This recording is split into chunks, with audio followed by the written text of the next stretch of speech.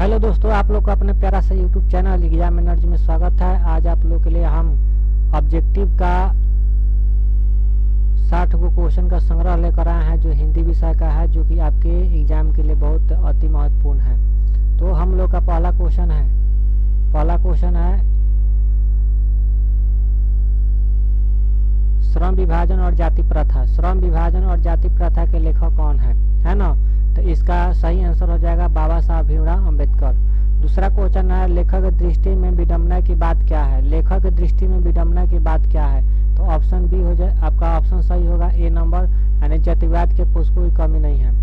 यानी question number 3 है कासू मदन के साथ किस खेल में शारीरिक होना था। जो कासू था मदन के साथ कौन सा खेल के लिए वह मदन के साथ खेलना चाहता था? तो वह है आपका लट्टू का खेल। कच्चे लट्टू का खेल। अगला क्वेश्चन है मदन ने कासू के कितने दांत तोड़ डाले। मदन ने कासू के कितने दांत तोड़ डाले? तो 2 दांत तोड़े। कितने दांत? 2। आपका अगला क्वेश्चन है मुंडा किस देश की जाति है। मुंडा किस देश की जाति है? तो इसका सही आंसर हो जाएगा भारत। क्या होगा? भारत। यानी मुंडा किस देश की जाति है? तो भारत की। अगला क्वेश्चन संस्कृत का अग्नि शब्द लैटिन में किस रूप में मिलता है। यानी संस्कृत का अग्नि शब्द लैटिन में किस रूप मिलता है? तो इसका सही आंसर हो जाएगा इग्निस। क्या होगा? इग्निस। क्या होगा? इग्निस। चलिए अगला क्वेश्चन, कामसूत्र किसकी रचना है। कामसूत्र किसकी रचना है? तो ऑप्शन ए हो जाएगा हजारी प्रसाद द्विवेदी, ऑप्शन बी हो जाएगा पतंजलि की, ऑप्शन सी है वात्स्यायन की, ऑप्शन डी है रामानुज की। तो इसका क्या होगा आंसर, आप लोग बताइए। तो इसका सही आंसर हो जाएगा वात्स्यायन की। क्या होगा? वात्स्यायन। चलिए अगला क्वेश्चन है शिक्षक का अर्थ होता है। शिक्षक का अर्थ होता है यानी मुहावरा हो गया। तो इसका सही अर्थ होता है आपका मोम। क्या होता है? मोम। 9 नंबर क्वेश्चन है किसे देवनागरी की संज्ञा दी गई है। किसे देवनागरी की संज्ञा दी गई है? तो ऑप्शन बी सही होगा काशी की। जो काशी है ना, काशी को देवनागरी की संज्ञा दिया गया है। हिंदी के आदि कवि कौन है। हिंदी के आदि कवि कौन है? तो इसका सही आंसर हो जाएगा सरहद है ना। अब हम लोग चलेंगे अगला क्वेश्चन पर, जो आपका अगला नंबर क्वेश्चन है 11 नंबर। निर्मला कौन थी। निर्मला कौन थी? तो निर्मला कौन थी? कहानीकार की नौकरानी, कहानीकार की बहन, कहानीकार की पत्नी, कहानीकार की मौसी। बोले क्या होगा इसका सही आंसर? तो इसका सही आंसर हो जाएगा कहानीकार की पत्नी थी। बहादुर पाठ में कहा है ना। अगला क्वेश्चन है बहादुर कहाँ से भाग कर आया था। बहादुर कहाँ से भाग कर आया था? तो बहादुर आपका नेपाल से भाग कर आया था, है ना। अब बहादुर घर कहाँ है? तो नेपाल और बिहार के बॉर्डर पर है ना, लेकिन इसका घर पड़ता है नेपाल में ही। अगला क्वेश्चन एथेंस किस महादेश में है। एथेंस किस महादेश में है? एथेंस किस महादेश में है? तो इसका सही आंसर हो जाएगा यूरोप। क्या होगा? यूरोप। अगला क्वेश्चन बायरन किस भाषा के कवि हैं। बायरन किस भाषा के कवि है? तो इसका सही आंसर हो जाएगा सी, यानी अंग्रेजी। क्या होगा? अंग्रेजी। अगला नंबर क्वेश्चन आपका है 15 नंबर। 15 नंबर क्वेश्चन है बिरजू महाराज को संगीत नाटक अकादमी पुरस्कार कब प्राप्त हुआ। यानी बिरजू महाराज को संगीत अकादमी पुरस्कार कब प्राप्त हुआ? तो बोलिए इसका सही आंसर क्या होगा? तो इसका सही आंसर हो जाएगा 1965। क्या होगा? 1965। अगला क्वेश्चन नटरंग पत्रिका का संबंध है। नटरंग पत्रिका का संबंध है तो ऑप्शन ए है नाटक, ऑप्शन बी है खेल जगत, ऑप्शन सी है कहानी, ऑप्शन डी है रंग कर्म। ऑप्शन डी है रंग कर्म। तो इसका सही आंसर हो जाएगा रंग कर्म, यानी ऑप्शन डी सही है। कुमार गंधर्व क्या है। कुमार गंधर्व क्या है? तो गीतकार, शास्त्रीय गायक, ऑप्शन सी कथाकार, ऑप्शन डी चित्रकार। तो इसका सही आंसर हो जाएगा बी शास्त्रीय गायक है। क्या है? शास्त्रीय गायक है। अगला क्वेश्चन हो गया आपका अशोक वाजपेयी ला शत्रुंज में कितने दिनों तक रहे। अशोक वाजपेयी ला शत्रुंज में कितने दिनों तक रहे? तो इसका ऑप्शन ए है 19 दिन, ऑप्शन बी है 7 दिन, ऑप्शन सी है 1 महीना, ऑप्शन डी है 20 दिन। तो इसका सही आंसर हो जाएगा 19 दिन। अगला क्वेश्चन संतु मछली लेकर क्यों भागा। संतु मछली लेकर क्यों भागा? तो यह इसलिए लेकर भागा, उसको पोसना था तो कुएं में डालने के लिए। अगला क्वेश्चन पिताजी ने किसको मारा था। पिताजी ने किसको मारा था, तो घर में कौन रो रही थी, तो दीदी, शीशक रो रही थी, यानी दीदी रो रही थी तो दीदी को मारा था, है ना। पिताजी ने किनको मारा था, तो दीदी को। अगला आपका क्वेश्चन है, बिस्मिल्लाह खां का निधन कब हुआ, सॉरी, बिस्मिल्लाह खां का निधन कब हुआ, बिस्मिल्लाह खां का निधन कब हुआ, तो बिस्मिल्लाह खां का निधन कब हुआ, तो इसका सही आंसर हो जाएगा ऑप्शन ए दिया 14 जुलाई 2005, ऑप्शन बी है 27 मई 2006, ऑप्शन सी है 18 जनवरी 2004, ऑप्शन डी है 21 अगस्त 2006। तो इसका सही आंसर होगा आपका यानी 21 अगस्त 2006 को, 21 अगस्त 2006 को। चलिए, कुलसुम कौन थी, कुलसुम कौन थी, ऑप्शन ए है लेखिका, ऑप्शन बी गायिका, ऑप्शन सी हलवाइन, ऑप्शन डी नर्तकी।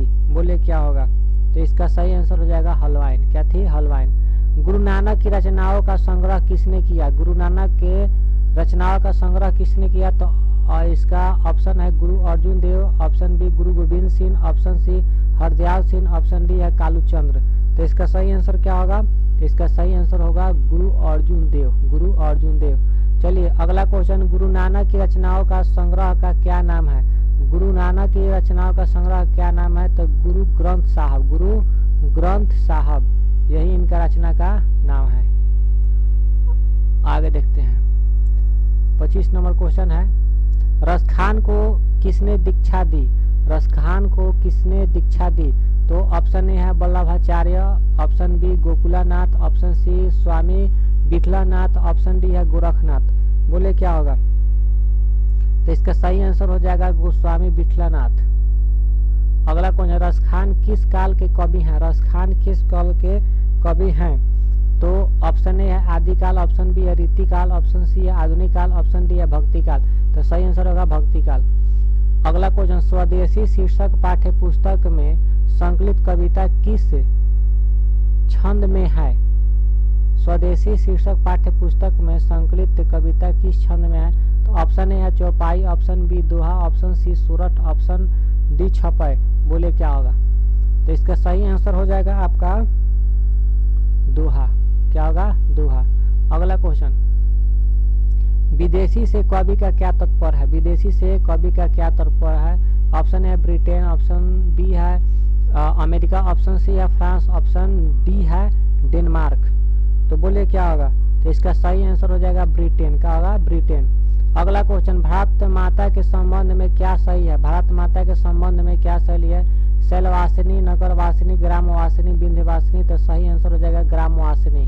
बहादुर सॉरी सरबिंदु हासिनी कौन है, सरबिंदु हासिनी कौन है, ऑप्शन ए जनता, ऑप्शन बी प्रजा, ऑप्शन सी माता, ऑप्शन डी भारत माता। बोले 30 का क्या होगा, तो इसका सही होगा भारत माता। चलिए अगला क्वेश्चन पर, अगला है आपका 31 नंबर, कौन सी कृति आगे की नहीं है, कौन सी कृति आगे की नहीं है, ऑप्शन ए है बावर अहेली, ऑप्शन बी है आंगन के पार द्वार, ऑप्शन सी है एक बूंद सहसा उछली, और ऑप्शन डी है मिलयामिनी।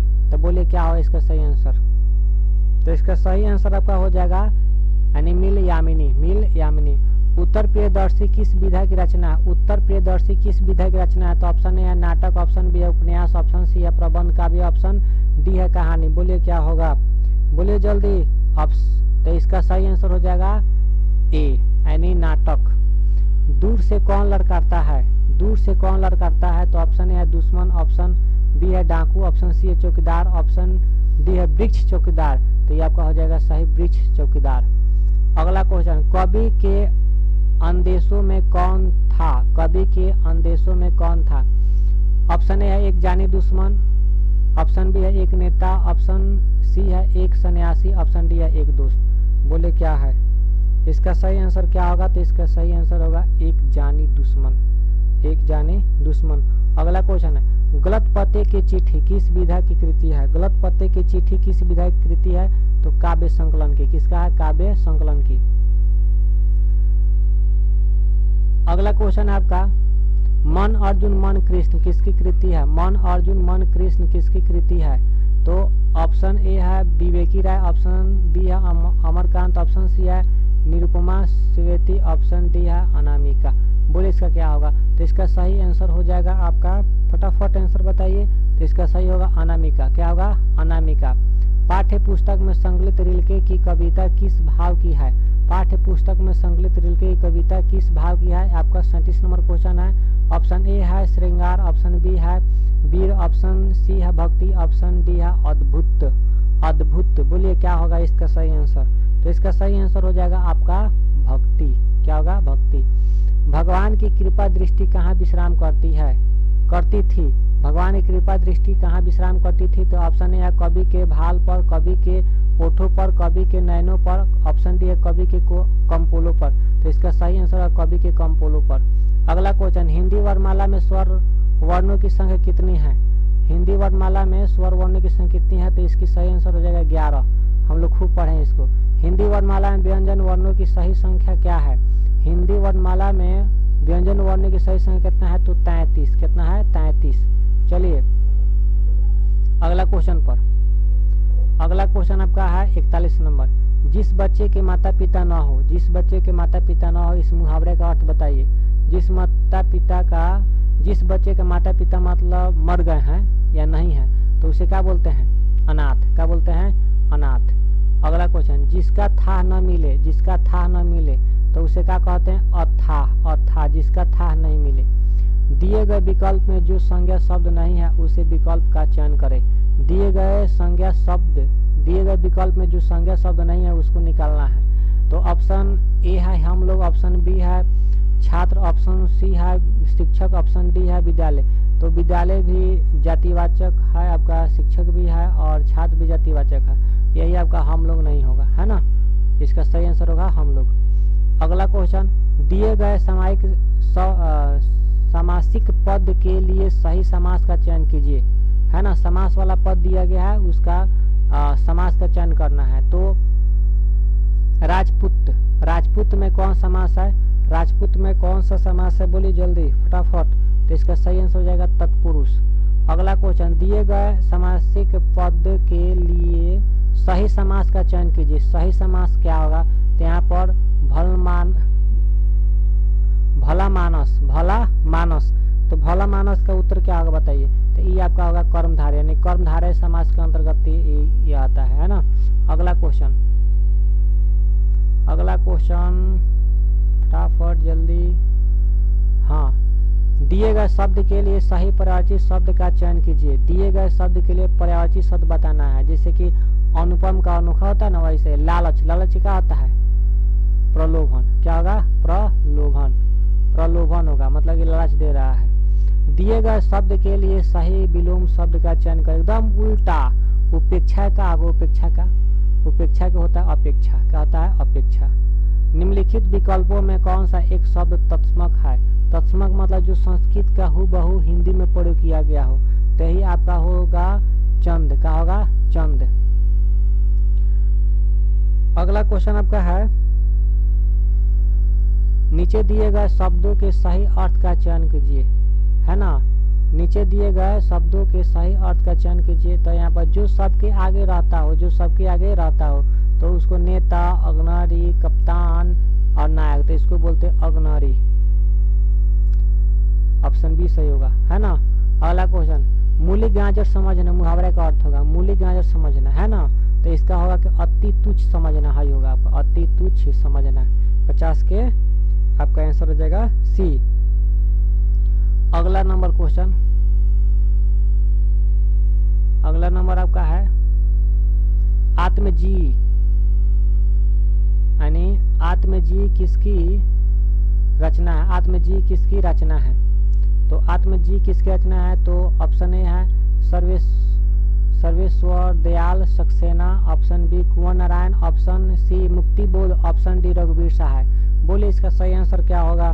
तो इसका सही हो जाएगा कुंवर नारायण। क्या होगा? कुंवर नारायण। इसका सही आंसर हो जाएगा कुंवर नारायण। अगला क्वेश्चन, चक्रव्यूह के रचनाकार हैं। चक्रव्यूह के रचनाकार हैं मतलब चक्रव्यूह के रचनाकार कौन है? तो ऑप्शन ए है Kunwar Narayan, option B Nagarjun, option C Dharmveer Bharati, option D Narendra Sharma. बोले क्या होगा? तो इसका सही आंसर हो जाएगा कुंवर नारायण। अगला क्वेश्चन, कविता में किसका जीवन क्रम पूरा हुआ उल्लिखित है?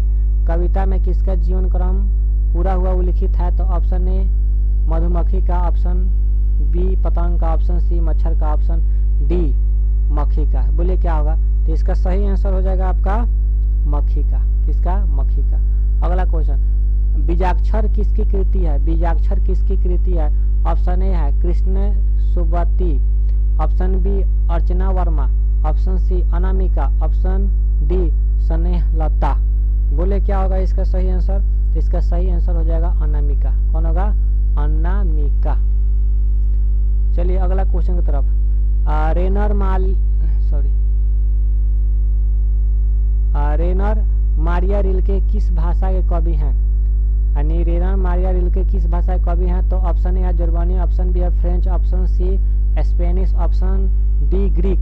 बोलिए क्या होगा? इसका सही आंसर क्या होगा बोलिए? तो इसका सही होगा जर्मनी, जर्मन का, है ना, जर्मन भाषा का। सॉरी जर्मनी नहीं, जर्मन। अगला क्वेश्चन, पाठ्य पुस्तक में संकलित रिल्के की कविता का हिंदी अनुवाद किसने किया? पाठ्य पुस्तक में संकलित रिल्के की कविता का हिंदी अनुवाद किसने किया? तो ऑप्शन ए रघुवीर Shah, option B Dharmveer Bharati, option C Premchand, option D doctor Shambhunath, है ना। तो इसका सही आंसर क्या होगा बोलिए जल्दी? तो इसका सही आंसर हो जाएगा आपका धर्मवीर, यही होगा, यानी धर्मवीर होगा। उत्तर भारत की विशेष स्थापत्य शैली को क्या कहते हैं?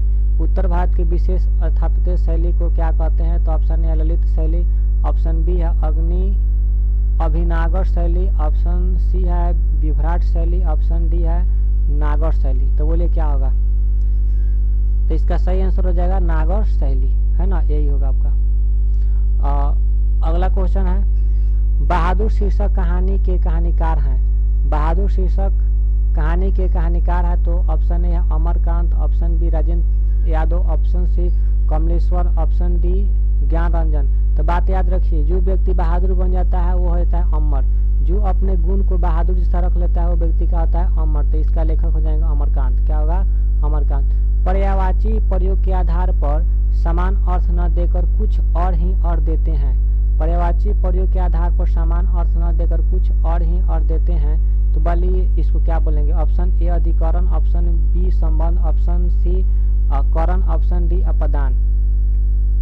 तो इसका सही आंसर क्या होगा बोलिए? तो इसका सही आंसर हो जाएगा अधिकरण। आपका लास्ट क्वेश्चन है 60 नंबर, हिमालय से गंगा निकलती है। हिमालय से गंगा निकलती है तो ऑप्शन ए अपदान, ऑप्शन बी कर्म, ऑप्शन सी अधिकरण, ऑप्शन डी कर्ता। तो इसका सही आंसर हो जाएगा अपदान।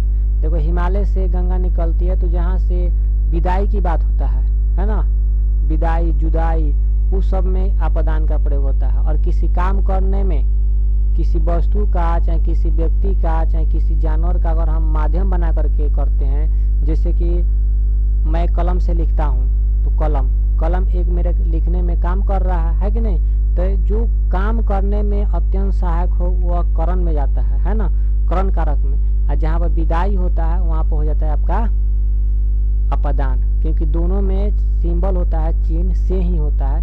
बस अंतर इतना का होता है कि काम करने में जो अत्यंत सहायक हो वो करण में जाता है, और जो जिसमें विदाई की बात हो उसमें आपका अपदान लग जाता है। तो हिमालय से गंगा निकलती है, विदाई की बात हो रहा है, फिर निकल के थोड़ी मिलेगी। चलिए इस तरह से आपका 60 ऑब्जेक्टिव क्वेश्चन का संग्रह पूरा हुआ। अगर ये वीडियो आपको अच्छा लगा होगा तो इसको लाइक कीजिए, शेयर कीजिए अपने साथियों में।